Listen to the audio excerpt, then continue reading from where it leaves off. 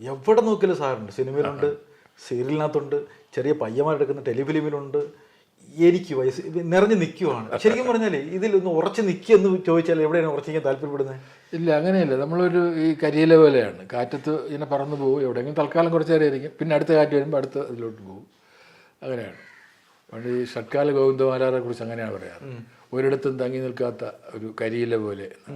അത് ഞാൻ ചോദിക്കുന്നത്, അപ്പോൾ ഇത്രയും നടനായിട്ട് കഴിവ് കളിച്ച ആളാണ്, ഒരുപാട് നല്ല വേഷങ്ങൾ കഴിവ് കളിച്ച ആളാണ്, എങ്കിലും സിനിമ എന്ന് പറയുമ്പോൾ മെയിൻ സ്ട്രീമിൽ നിൽക്കാനല്ല കൂടുതൽ ഈ ഒരു ആർട്ടിസ്റ്റ് എന്ന രീതിയിൽ താല്പര്യപ്പെടേണ്ടത്.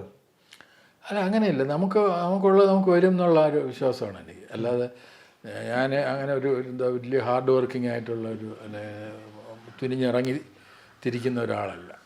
അല്ല, എന്താ അങ്ങനെ ഒരു അഴവിടമ്പം തീരുമാനമെടുക്കുള്ളത്? അങ്ങനെയാണ് എൻ്റെ സ്വഭാവം. അതാണ്. ആവശ്യമുള്ളവർ വിളിച്ചാൽ അത് വിളിച്ചുമ്പോൾ എനിക്ക് സൗകര്യം ഉണ്ടെങ്കിൽ പോകും. അല്ല, ഞാൻ സാറിൻ്റെ വിക്കിപീഡിയ നോക്കിയപ്പോൾ കുറച്ച് കേട്ടുകേൾവിയില്ലാത്ത പടങ്ങളിൽ പോലും സാർ അഭിനയിച്ചിട്ടുണ്ട്. റിലീസ് ആവാത്ത ഒരുപാട് പടങ്ങളിലുണ്ട്. അപ്പോൾ അതിനകത്തൊന്നും ഒരാൾ വന്ന് സമീപിക്കുമ്പോൾ അതിനകത്ത് എന്തോ ഒരു മാനദണ്ഡം ഒന്നുമില്ല. മാനദണ്ഡം എന്ന് പറഞ്ഞാൽ എൻ്റെ ക്യാരക്ടർ നല്ലതായിരിക്കണം, അതുണ്ട്. പിന്നെ ഈ വരുന്ന പലരും ആദ്യമായിട്ട് സിനിമ എടുക്കുന്ന അല്ലെങ്കിൽ ടെലിവിഷനിൽ ആദ്യമായിട്ട് സംവിധാനം ചെയ്യുന്ന ആൾക്കാരായിരിക്കും. അവർക്ക് ആദ്യമായിട്ട് സംവിധാനം ചെയ്യുമ്പോൾ ആരെങ്കിലും പോയി അഭിനയിച്ചാലല്ലേ പറ്റുള്ളൂ. അവർ കഴിവ് തെളിയിക്കണ്ടേ. പിന്നെ അവർ വളർന്ന് വലുതാവുമ്പോൾ അവർ പിന്നെ നല്ല സിനിമയൊക്കെ എടുക്കുമ്പോൾ അവർ വേറെ ആൾക്കാരെ തേടി വയ്ക്കുള്ളൂ. അമിതാഭ് ബച്ചൻ, പിന്നെ തമിഴിലെ രജനീകാന്ത്, അവരെയൊക്കെ തേടിപ്പിക്കുള്ളൂ. നമ്മൾ ഇതുപോലെ പുതിയ ആൾക്കാർ പിന്നെയും വരും, അവർക്ക് വേണ്ടി നമ്മുടെ ഇൻസ്റ്റിറ്റ്യൂട്ട് തന്നെ പഠിച്ച് ഇറങ്ങാനുള്ള ഒരുപാട് പേർ ആദ്യമായിട്ട് എടുക്കുന്ന വർക്കിൽ അഭിനയിച്ചിട്ടുണ്ട്. ഈ സാറിനെ പൊതുവെ കാണുമ്പോഴത്തേക്ക് ഒരു പരുക്ക സ്വഭാവം ഒന്ന് ഫീൽ ചെയ്യുമെങ്കിലും അടുത്തിടപെടുമ്പോൾ വളരെ സിമ്പിളാണ് ആള്. അപ്പോൾ ഇത് ഇങ്ങനെയുള്ള പുതിയ പിള്ളേർക്കൊരു പേടി കാണത്തില്ല, ഇത് എങ്ങനെ വരുന്ന എല്ലാവർക്കും അത് അവർ പിന്നെ അവസാനം പറയും. അവർ ആദ്യം കണ്ടപ്പോൾ വന്ന് ചോദിക്കാൻ തന്നെ പേടിയായിരുന്നു എൻ്റെ അടുത്ത്. പക്ഷേ ഞാൻ പറഞ്ഞു, എൻ്റെ അടുത്ത് വർത്തമാനം പറഞ്ഞു കഴിഞ്ഞാൽ എൻ്റെ സ്വഭാവം മനസ്സിലാവും, വളരെ കുഴപ്പമില്ലാതെ. പിന്നെ ചില കാര്യങ്ങളിൽ കടുംപിടുത്തമൊക്കെ പിടിക്കും, അത് എൻ്റെ ഒരു സ്വഭാവത്തിൻ്റെ ഒരു ഭാഗമാണ്. നോർമലി ആരെയും ബുദ്ധിമുട്ടിക്കില്ല. ഈ പയ്യന്മാരല്ലെങ്കിൽ പുതിയ ന്യൂജൻ എന്ന് തന്നെ പറയാം, ഒരു സിനിമയോട് സാറിനെ സമീപിക്കുമ്പോൾ സാറിൻ്റെ ഉള്ളിൻ്റെ അറിയാം ഇതിൻ്റെ ഭാവി എങ്ങനെയാണെന്ന്. സാറിൻ്റെ ഒരു ആറ്റിറ്റ്യൂഡ് എങ്ങനെയായിരിക്കും ഇതിനോട്? അല്ല, നമുക്ക് അവൻ ഈ അടുത്തത് എടുക്കുമ്പോൾ കുറച്ചുകൂടെ നല്ലത് എടുക്കുമല്ലോ എന്നുള്ളൊരു വിശ്വാസം ഉണ്ടാവും. അല്ലെങ്കിൽ അങ്ങനെ ഒരു ധാരണ വെച്ചിട്ടാണ് നമ്മൾ അയാളുടെ കൂടെ അഭിനയിക്കുന്നത്. ഇവൻ്റെ തുടക്കക്കാരൻ അവരുടേതായ ബുദ്ധിമുട്ടുകളും പ്രശ്നങ്ങളും ഒക്കെ ഉണ്ടാവും, അപാകതകളും പാകപ്പിഴകളും ഒക്കെ ഉണ്ടാവും. പക്ഷേ ആ പാകപ്പിഴകൾ തിരുത്താൻ വേണ്ടിയാണ് ആദ്യം എടുത്താലല്ലേ പറ്റുള്ളൂ. അല്ല, ഇതിൽ തിയറി ഇല്ലല്ലോ. തിയറിയേക്കാളും കൂടുതൽ പ്രാക്ടിക്കലല്ലേ ഉള്ളൂ. പ്രാക്ടിക്കലായിട്ടുണ്ടെങ്കിൽ അവൻ്റെ കൂടെ ആരെങ്കിലും അഭിനയിക്കാൻ തയ്യാറാവണം. അത് കുറച്ച് പിന്നെ പഴക്കമുള്ള ആൾക്കാരാകുമ്പോൾ, അഭിനയിച്ച് പരിചയമുള്ള ആൾക്കാരാകുമ്പോൾ അവന് സൗകര്യമായിരിക്കും അതെടുക്കാൻ. എൻ്റെ ഒരു കാഴ്ചപ്പാട് അതാണ്. ഈ കഥ കിട്ടുമ്പോൾ സാർ എന്താണ് കൂടുതൽ? കഥ കിട്ടുമ്പോൾ എൻ്റെ ക്യാരക്ടർ നല്ലതാണോ എന്ന് ഞാൻ നോക്കും. അതിൽ എന്തെങ്കിലും ചെയ്യാനുണ്ടോ എന്നൊക്കെ നോക്കും. സഹ ആർട്ടിസ്റ്റുകളൊന്നും നോക്കാതെ സാറിന് കൂടുതൽ സഹ ആർട്ടിസ്റ്റുകളെ നോക്കാൻ പറ്റില്ല. കാരണം വേറെ ആരും അങ്ങനെ സഹ ആർട്ടിസ്റ്റ് കാണില്ല. മിക്കവാറും ഉള്ളതിൽ ഞാൻ തന്നെ ആയിരിക്കും. ബാക്കി എല്ലാവരുടെ പ്രൊഡ്യൂസറുടെ ആളും ഡയറക്ടറുടെ ആളും ഒക്കെ ആയിരിക്കും. അത് കുഴപ്പമില്ല, അവർ പഠിക്കുകയാണ്. ഒരു ഇൻസ്റ്റിറ്റ്യൂട്ടിൽ നമ്മളൊരു സ്പെസിഫിനായിട്ട് പോയി നിൽക്കുന്നു എന്നുള്ളത്. എനിക്ക് തോന്നുന്നു ഈ ഒരു കാലഘട്ടത്തിൽ ഒരുപാട് നമ്മുടെ പ്രതിഭ തെളിയിച്ച ഒരുപാട് കലാകാരന്മാർ വീട്ടിൽ കുത്തിയിരിക്കുമ്പോൾ സാറ് ഫുൾ ടൈം ഈ ഒരു സമീപനാണെന്ന് തോന്നുന്നു എൻ്റെ. അത് എന്താണെന്ന് അറിയില്ല. ഞാൻ ഒരുപാട് പൈസ ഉണ്ടാക്കുന്നില്ലായിരിക്കും, പക്ഷെ ഒരുപാട് സ്നേഹം എനിക്ക് കിട്ടുന്നുണ്ട്. സ്നേഹമുണ്ട്, തിരക്കുമാണ് സാറിന് കിട്ടാൻ പാടാ അല്ലേ? തീർച്ചയായിട്ടും. ഞാൻ പറഞ്ഞ ഒരുപാട് എത്രയോ കഴിവ് കളിച്ച ആൾക്കാർ വീട്ടിലിരിക്കുമ്പോൾ അതെന്തുകൊണ്ടായിരിക്കും അവർക്ക് ഇങ്ങനെ അവസരം കിട്ടാതെ സാറിനെ പോലെ ഉള്ളവർക്ക് അവസരം കിട്ടുന്നതായിരിക്കും? അത് ഞാൻ പറഞ്ഞില്ലേ, സിനിമയിൽ പിന്നെ കഴിവിനേക്കാൾ കൂടുതൽ ഭാഗ്യമാണ്. കുറച്ച് കഴിവും ഒരുപാട് ഭാഗ്യവും വേണം സിനിമയിലേക്ക് നിൽക്കാൻ വേണ്ടി. അങ്ങനത്തെ ഭാഗ്യം എനിക്കുണ്ടായിരിക്കും. എനിക്ക് പൈസക്കുള്ള ഭാഗ്യമല്ല, അല്ലാതെ വർക്കിനുള്ള ഭാഗ്യം എനിക്കുണ്ടായിരിക്കും. പ്രത്യേകിച്ച് സാർ ഒരു ഡിമാൻഡ് അങ്ങോട്ട് പറയത്തുമില്ലല്ലോ. ഒരാൾ ഡിമാൻഡ് പറയും, പൈസക്കാണോ അതോ വേഷത്തിലാണോ, എന്തായിരിക്കും? പൈസ രണ്ടും പറയും. പൈസയുടെ കാര്യത്തിലും പറയും, ഇത്രയും എനിക്ക് തന്നാൽ ചെയ്യാം എന്ന് പറയും. അപ്പോൾ ക്യാരക്ടർ കുറച്ചും കൂടെ ഒരു നല്ലൊരു ക്യാരക്ടർ ആണെങ്കിൽ പൈസയ്ക്ക് കുറച്ച് വിട്ടുവീഴ്ച കാണിക്കുമോ? അത് ചിലപ്പോൾ കാണിച്ചെന്ന് വരും. പിന്നെ അത് പലപ്പോഴും ബന്ധങ്ങളുടെ പേരിലായിരിക്കും. നമുക്ക് കൂടുതൽ അറിയാവുന്ന ആൾക്കാരാകുമ്പോൾ നമ്മൾ പറയാൻ പോവില്ല. അവരുടെ ഒരു നിലവാരമൊക്കെ നമ്മളൊന്ന് അസസ് ചെയ്തിട്ട് ചോദിക്കും. പക്ഷെ ആർക്കും ഇതുവരെ എൻ്റെ പേരിൽ ആർക്കും ഒരു നഷ്ടം വന്നിട്ടില്ല എന്നാണ്. എങ്കിലും സാറ് ഒരുപാട് സിനിമ സാറ് ഞാൻ നേരത്തെ ചോദിച്ചപ്പോൾ സാറിന് തന്നെ എണ്ണമില്ല. എങ്കിലും ഒരു എണ്ണം വേണ്ടേ സിനിമ എത്ര എണ്ണം ചെയ്യുന്നുള്ളത്? ചുമ്മാതെങ്കിലും നോക്കാറുണ്ടോ? അത് നമ്മൾ എണ്ണുന്നെങ്കിലും ബാക്കിയുള്ളവർ എണ്ണിക്കൊള്ളും. അല്ല വീട്ടുകാർ മക്കളെങ്കിലും ഫാമിലിയിലും ചോദിക്കത്തില്ല എത്ര അയച്ചെങ്കിലും ചോദിക്കത്തില്ല? അവർക്കറിയില്ല. ഞാൻ പറഞ്ഞില്ല, ഞാൻ കേന്ദ്ര ഗവൺമെൻറ്റിലെ അക്കൗണ്ട്സ് ഡിപ്പാർട്ട്മെൻറ്റിലായിരുന്നു വർക്ക് ചെയ്തിരുന്നത്. അസിസ്റ്റൻറ്റ് അക്കൗണ്ട്സ് ഓഫീസറായിട്ടാണ് റിട്ടയർ ചെയ്തത്. ഗസറ്റഡ് ഇതാണ്. പക്ഷെ അത് അക്കൗണ്ട്സാണ് എൻ്റെ ആദ്യം ഓഡിറ്ററായിട്ട് ജോയിൻ ചെയ്തു. പിന്നെ ബൈഫർക്കേഷൻ വന്ന് അക്കൗണ്ട്സായി. പക്ഷേ എന്നെക്കുറിച്ച് എൻ്റെ കണക്കുകൾ എൻ്റെ കൈവശമില്ല. എത്ര സിനിമയിൽ അഭിനയിച്ചത്, എത്ര സീരിയൽ അഭിനയിച്ചത്, ഏത് വർഷമാണ് തുടങ്ങിയതെന്നൊക്കെ പറയാം.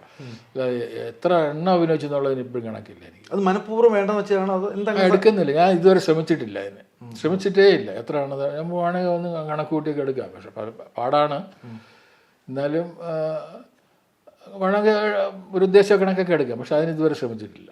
എങ്കിലും ഈ നാടകം ഉൾപ്പെടെയുള്ള മീഡിയയിൽ നിന്ന് വന്നിട്ട് ഈ അഭിനയ രംഗത്ത് സജീവമായിട്ട് ഇപ്പോൾ 60 വർഷം തികയാൻ പോകും അല്ലേ? 60 വർഷം നാടകം തുടങ്ങിയിട്ട്. നാടകം 67 തുടങ്ങിയതാണ്. ഒരു മടുപ്പും ഇല്ല, ഇപ്പോഴും ലൈറ്റ് വട്ടം ഇല്ലാതെ ഒരു ജീവിതം ഇല്ല അല്ലേ? അതുണ്ടാവും. ഏതെങ്കിലും എവിടെയെങ്കിലും എന്തെങ്കിലും കാര്യം ഉണ്ടാവും.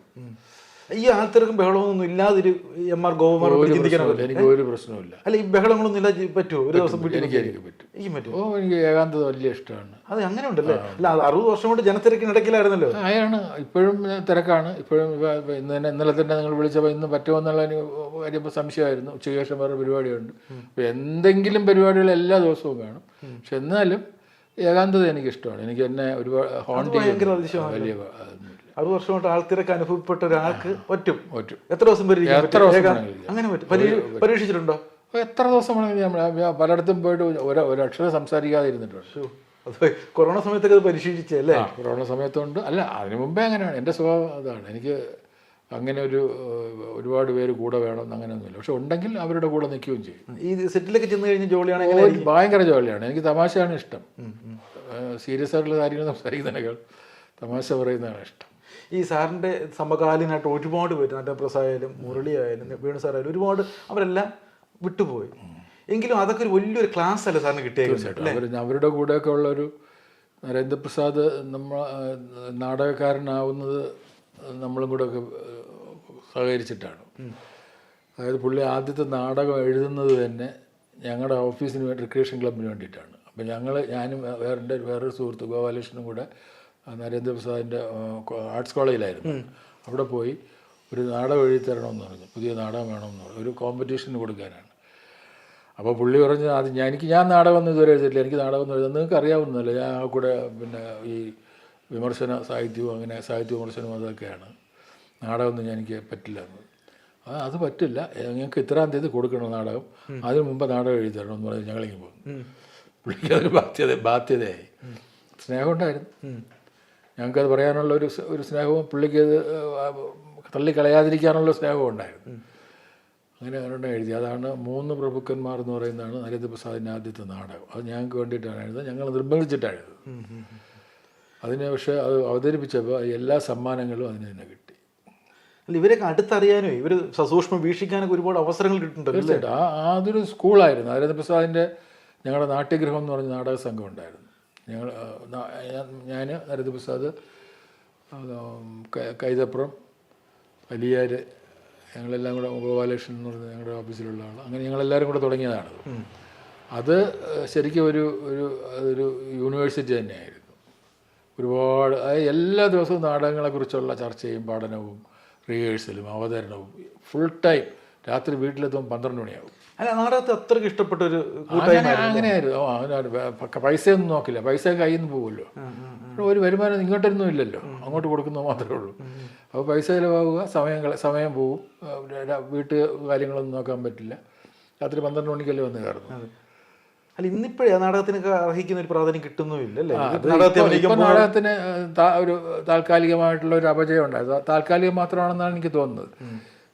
ഇലക്ട്രോണിക് മീഡിയ ഒരുപാട് ഡെവലപ്പ് ചെയ്ത മറ്റ് രാജ്യങ്ങളിൽ നാടകം ഇന്ന് സജീവമായിട്ട് നിൽക്കുന്നുണ്ട്. നാടകം എന്ന് പറയുന്നത് ലൈവല്ലേ, നമ്മൾ ഡയറക്റ്റായിട്ട് ഓഡിയൻസുമായിട്ട് കമ്മ്യൂണിക്കേറ്റ് ചെയ്യുന്നതല്ലേ. അപ്പോൾ അതിന് അതിൻ്റേതായ ഗുണങ്ങളുണ്ട്.